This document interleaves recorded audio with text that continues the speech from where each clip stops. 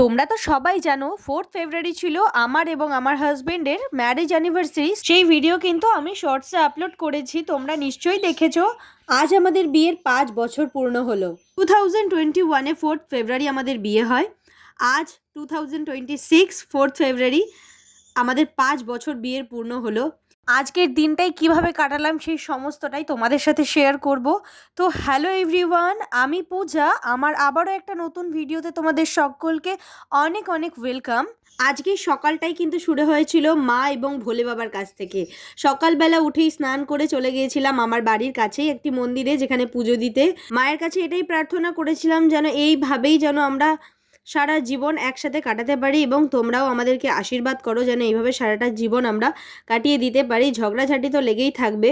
তারপরে মায়ের কাছ থেকে পুজো দিয়ে বাড়ি ফিরে তো নর্মাল রান্নাবাড়ি হয়েইছে।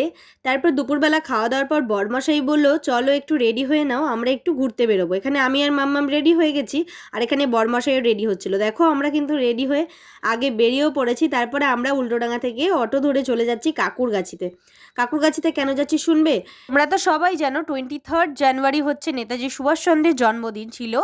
তো নেতাজি সুভাষচন্দ্রের জন্মদিন থেকে ফেব্রুয়ারি 23 তারিখ পর্যন্ত কিন্তু কাকুরগাছিতে সুভাষ মেলা চলে, যেটা অনেকটা বড় একটা মেলা। তো এখানে আমার আজকে 5 বছর বিয়ে হয়েছে, আমি এখন অবধি যেতে পারিনি একবারও।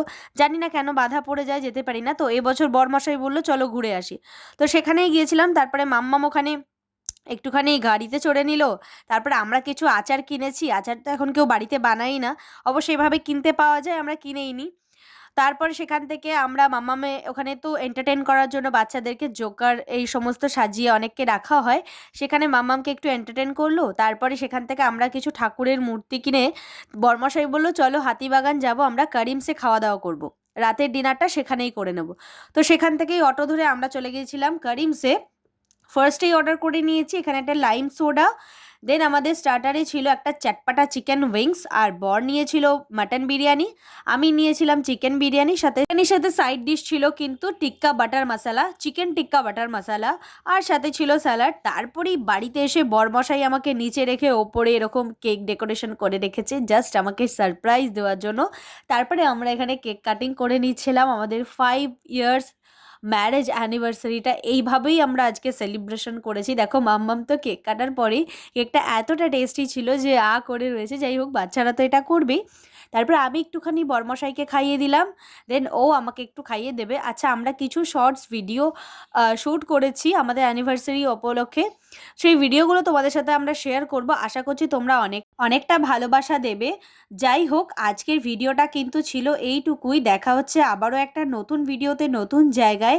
আর তোমরা আমার ভিডিওগুলোকে এইভাবেই ভালোবাসা দিতে থাকো। আর একটা গুড নিউজ গাইস, যেটা আজকের দিনে না দিলেই নয়, আমার কিন্তু ইউটিউবে হাফ মনিটাইজেশন হয়ে গেছে, যেটার জন্য আমি কিন্তু অ্যাপ্লাই করে দিয়েছি, যেটা তোমাদের জন্যই কিন্তু সম্ভব হয়েছে।